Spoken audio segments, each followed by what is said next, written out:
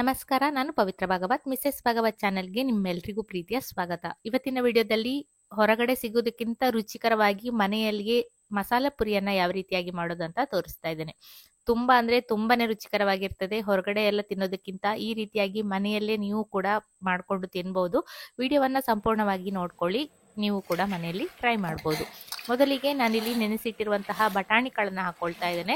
1.5 cup ಆಗುವಷ್ಟು ಬಟಾಣಿ ಕಾಳನ್ನ ರಾತ್ರಿ ನೆನೆಸಿಟ್ಕೊಂಡಿದ್ದೆ. ಮರುದಿವಸ ಈ ರೆಸಿಪಿಯನ್ನ ಮಾಡ್ಕೊಳ್ತಾ ಇದ್ದೇನೆ ನಾನು, ಅಥವಾ ಬೆಳಿಗ್ಗೆ ನೆನೆಸಿಟ್ಕೊಂಡು ಸಂಜೆಗೆ ಕೂಡ ಮಾಡ್ಕೊಳ್ಬಹುದು.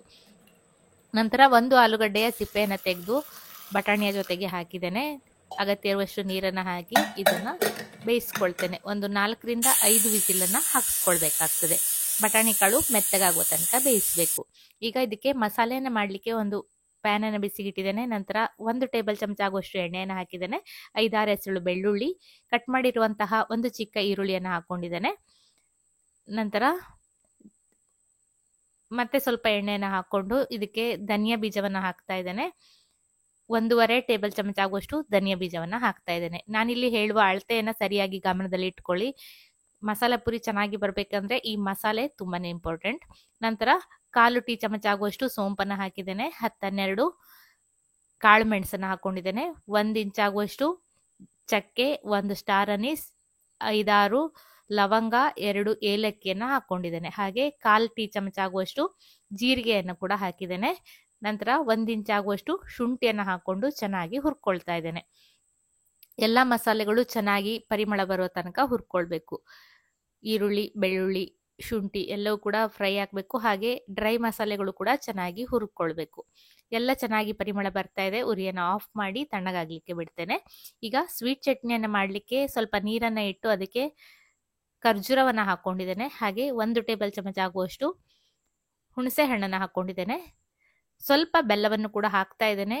ಖರ್ಜೂರ ಸ್ವೀಟ್ ಆಗಿರ್ತದೆ. ಸ್ವೀಟ್ ಚಟ್ನಿ ಅಂದ್ರೆ ಸ್ವಲ್ಪ ಸಿಹಿಯಾಗಿದ್ರೆ ಚೆನ್ನಾಗಾಗ್ತದೆ ಅಂತ ಸ್ವಲ್ಪ ಬೆಲ್ಲವನ್ನು ಕೂಡ ಹಾಕೊಂಡು ಚೆನ್ನಾಗಿ ಇದನ್ನ ಕುದಿಸ್ಕೊಳ್ತೇನೆ. ಖರ್ಜೂರ ಎಲ್ಲ ಮೆತ್ತಗಾಗುವ ತನಕ ಕುದಿಸಿ ತಣ್ಣಗಾಗ್ಲಿಕ್ಕೆ ಬಿಡಬೇಕು. ಈಗ ಮಿಕ್ಸಿ ಜಾರಲ್ಲಿ 1 ದೊಡ್ಡ ಹಿಡಿಯಷ್ಟು ಪುದೀನವನ್ನ ಹಾಕಿದ್ದೇನೆ. ಹಾಗೆ 1 ಹಿಡಿಯಷ್ಟು ಕೊತ್ತಂಬರಿ ಸೊಪ್ಪನ್ನ ಹಾಕೊಂಡಿದ್ದೇನೆ. ಇಲ್ಲಿ ಪುದೀನ ಹಾಗೂ ಕೊತ್ತಂಬರಿ ಸೊಪ್ಪೆ ನಮ್ಮ ಮಸಾಲೆ ಪುರಿಗೆ ಒಳ್ಳೆ ಘಮವನ್ನ ಕೊಡುದು. ಹಾಗಾಗಿ ಪುದೀನವನ್ನ ಸ್ವಲ್ಪ ಜಾಸ್ತಿಯಾಗಿ ಹಾಕೊಳ್ಬೇಕು. ಹಾಗೆ 2 ಹಸಿಮೆಣಸನ್ನ ಹಾಕೊಂಡಿದ್ದೇನೆ.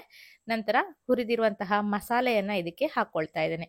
ನಿಮ್ಮ ಖಾರಕ್ಕೆ ಅನುಗುಣವಾಗಿ ಹಸಿಮೆಣಸನ್ನ ಹೆಚ್ಚು ಕಡಿಮೆ ಮಾಡ್ಕೊಳ್ಬಹುದು. ಖಾರವಾಗಿ ಬೇಕು ಅಂದ್ರೆ ಇನ್ನೂ ಕೂಡ 1 ಮೆಣಸನ್ನ ಹಾಕೋಬಹುದು. ಅಥವಾ ನಾವು ಕಾಳುಮೆಣಸು, ಶುಂಠಿ ಎಲ್ಲ ಹಾಕಿರ್ತೇವಲ್ಲ, ಹಾಗಾಗಿ 2 ಮೆಣಸು ಹಾಕಿದ್ರು ಕೂಡ ಖಾರವಾಗಿ ಬರ್ತದೆ. ಖಾರವಾದ ಮೆಣಸಾದ್ರೆ ಖಾರ ಆಗ್ತದೆ. ನಂತರ 1/2 ಟೀ ಚಮಚ ಆಗುವಷ್ಟು ಆಮ್ಚೂರ್ ಪೌಡರ್ನ ಹಾಕೊಂಡಿದ್ದೇನೆ. ನಂತರ ಬೇಯಿಸಿರುವ ಬಟಾಣಿ ಕಾಳನ್ನ ತಣ್ಣಗಾಗಿಸಿ ಮಿಕ್ಸಿ ಜಾರಿಗೆ ಹಾಕಿ ನೀರನ್ನ ಸೇರಿಸಿ ಈ ರೀತಿ ನುಣ್ಣಗೆ ರುಬ್ಕೊಂಡಿದ್ದೇನೆ. ಇಲ್ಲಿ ಹುಣಸೆ ಹಣ್ಣು ಹಾಗೆ ಖರ್ಜೂರವನ್ನ ಬೇಯಿಸಿ ಇಟ್ಟಿದ್ದು ಕೂಡ ತಣ್ಣಗಾಗಿತ್ತು. ಅದನ್ನು ಕೂಡ ಮಿಕ್ಸಿ ಜಾರಿಗೆ ಹಾಕೊಂಡು ನುಣ್ಣಗೆ ರುಬ್ಕೊಳ್ತಾ ಇದ್ದೇನೆ. ನೀರು ಕಡಿಮೆ ಆದ್ರೆ ಸ್ವಲ್ಪ ನೀರನ್ನ ಸೇರಿಸಿ ರುಬ್ಕೊಳ್ಬಹುದು. ಈ ರೀತಿ ನುಣ್ಣಗಿನ ಪೇಸ್ಟ್ ಅನ್ನ ಮಾಡ್ಕೊಂಡ್ರೆ ಆಯ್ತು. ಬಟಾಣಿ ಕಾಳೆಲ್ಲ ಬೆಂದ ನಂತರ ಅದರಲ್ಲಿರುವ ಆಲೂಗಡ್ಡೆಯನ್ನ ತೆಗೆದಿಟ್ಕೊಳ್ಬೇಕು. ನಂತರ ಬಟಾಣಿಗೆ ರುಬ್ಬಿರುವ ಮಸಾಲೆಯನ್ನ ಹಾಕೊಳ್ತಾ ಇದ್ದೇನೆ. ಮಿಕ್ಸಿ ಜಾರಿಗೆ ಸ್ವಲ್ಪ ನೀರನ್ನ ಸೇರಿಸಿ ಇದಕ್ಕೆ ಸೇರಿಸ್ಕೊಳ್ತಾ ಇದ್ದೇನೆ. ಇದು ಬಟಾಣಿ ಎಲ್ಲ ಹಾಕಿರೋದ್ರಿಂದ ದಪ್ಪವಾಗಿ ಬರ್ತದೆ. ಬೇಯಿಸಿರುವ ಬಟಾಣಿಯ ಬದಲಿಗೆ ಸ್ವಲ್ಪ ಪುಟಾಣಿಯನ್ನು ಕೂಡ ಸೇರಿಸ್ಕೊಳ್ಬಹುದು. ರುಚಿಯಲ್ಲಿ ಏನು ವ್ಯತ್ಯಾಸ ಆಗೋದಿಲ್ಲ. ನಂತರ ಆಲೂಗಡ್ಡೆಯನ್ನ ಕೈಯಲ್ಲಿಯೇ ಚೆನ್ನಾಗಿ ಪುಡಿ ಮಾಡಿ ಇದಕ್ಕೆ ಸೇರಿಸ್ಕೊಳ್ತಾ ಇದ್ದೇನೆ. ಆಲೂಗಡ್ಡೆ ಸೇರಿಸೋದ್ರಿಂದ ಮಸಾಲೆಯ ನೀರೇನಿದೆ ಅದು ದಪ್ಪವಾಗಿ ಬರೋದ್ರ ಜೊತೆಗೆ ರುಚಿಯನ್ನು ಕೂಡ ಕೊಡ್ತದೆ.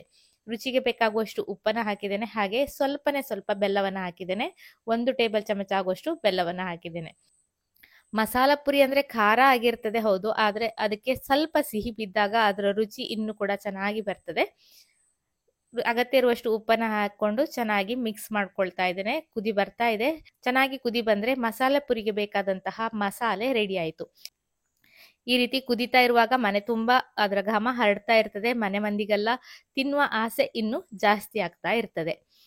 ಎಲ್ಲ ಕುದಿ ಬಂದ ನಂತರ ನಾನು ಮನೆಯಲ್ಲಿಯೇ ಪೂರಿಯನ್ನು ಕೂಡ ರೆಡಿ ಮಾಡಿದ್ದೆ.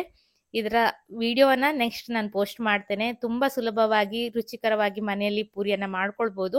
ಹೊರಗಡೆಯಿಂದ ತಂದಂತಹ ಪೂರಿ ಏನಾಗ್ತದೆ ಅಂದ್ರೆ ಅದೊಂದ್ ರೀತಿ ಮೆತ್ತಗೆ ಆಗ್ತದೆ, ಅಂದ್ರೆ ಗರಿ ಆಗ್ತದೆ. ನಾವು ಮಸಾಲೆಯನ್ನ ಹಾಕಿದ ತಕ್ಷಣ ಅದೇನೋ ಒಂದ್ ರೀತಿ ಆಗ್ತದಪ್ಪ. ನನ್ಗೆ ಇತ್ತೀಚಿನ ಪೂರಿ ಹೊರಗಡೆಯಿಂದ ತಂದಿದ್ದು ಇಷ್ಟನೇ ಆಗೋದಿಲ್ಲ.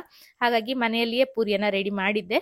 ಪೂರಿಯನ್ನ ಚೆನ್ನಾಗಿ ಪುಡಿ ಮಾಡ್ಕೊಂಡು ಅದಕ್ಕೆ ರೆಡಿ ಮಾಡಿರುವಂತಹ ಮಸಾಲೆಯನ್ನ ಹಾಕಿ ಮೇಲ್ಗಡೆಯಿಂದ ಚಿಕ್ಕದಾಗಿ ಕಟ್ ಮಾಡಿರುವಂತಹ ಈರುಳ್ಳಿ, ಹಾಗೆ ಸ್ವಲ್ಪ ಟೊಮೆಟೊ, ನಂತರ ಕೊತ್ತಂಬರಿ ಸೊಪ್ಪು, ಸೇವನ್ನ, ಚಿಕ್ಕದಾಗಿರುವ ಸೇವನ್ನ ಹಾಕೊಂಡಿದ್ದೇನೆ. ಹಾಗೆ ಸಿಹಿ ಚಟ್ನಿಯನ್ನು ಕೂಡ ಮೇಲ್ಗಡೆಯಿಂದ ಹಾಕೊಂಡ್ರೆ ರುಚಿಯಾದ ಮಸಾಲ ಪುರಿ ರೆಡಿ ಆಯ್ತು. ಇವತ್ತಿನ ಈ ಸಿಂಪಲ್ ಆದ ಮಸಾಲೆ ಪುರಿಯ ರೆಸಿಪಿ ನಿಮ್ಗೆಲ್ಲ ಇಷ್ಟ ಆಗಿದೆ ಅನ್ಕೊಳ್ತೇನೆ. ಇಷ್ಟ ಆದ್ರೆ ಖಂಡಿತ ಒಂದು ಲೈಕ್ ಮಾಡಿ, ಶೇರ್ ಮಾಡಿ, ಅನಿಸಿಕೆಯನ್ನ ಕಮೆಂಟ್ ಅಲ್ಲಿ ತಿಳಿಸಿ. ಹಾಗೆ ಚಾನಲ್ ಅನ್ನ ಸಬ್ಸ್ಕ್ರೈಬ್ ಮಾಡ್ಕೊಂಡು ಸಪೋರ್ಟ್ ಮಾಡಿ ಅಂತ ಕೇಳ್ಕೊಳ್ತೇನೆ. ತುಂಬಾ ಅಂದ್ರೆ ತುಂಬಾನೇ ಚೆನ್ನಾಗಿ ಬಂದಿತ್ತು. ಖಂಡಿತ ನೀವು ಮನೆಯಲ್ಲಿ ಟ್ರೈ ಮಾಡಿ ನೋಡಿ. ನಾನು ಮಾಡಿದ ಅಳತೆಯಲ್ಲಿ ಮಾಡ್ಕೊಂಡ್ರೆ 8ರಿಂದ 10 ಪ್ಲೇಟ್ ಅನ್ನ ಮಾಡ್ಕೊಳ್ಬಹುದು. ಯಥೇಚ್ಛವಾಗಿ ಮನೆಯಲ್ಲಿ ತಿನ್ಬಹುದು. ಇವತ್ತಿನ ವಿಡಿಯೋ ಇಷ್ಟ ಆಗಿದೆ ಅನ್ಕೊಳ್ತೇನೆ. ಇಷ್ಟ ಆದ್ರೆ ಖಂಡಿತ ಒಂದು ಲೈಕ್ ಮಾಡಿ. ಇದೇ ರೀತಿ ಇನ್ನೂ ಹೆಚ್ಚಿನ ರೆಸಿಪಿಗಳೊಂದಿಗೆ ಬರ್ತೇನೆ. ಮತ್ತೊಂದು ವಿಡಿಯೋದಲ್ಲಿ ಸಿಗ್ತೇನೆ. ಅಲ್ಲಿಯವರೆಗೂ ನಮಸ್ಕಾರ.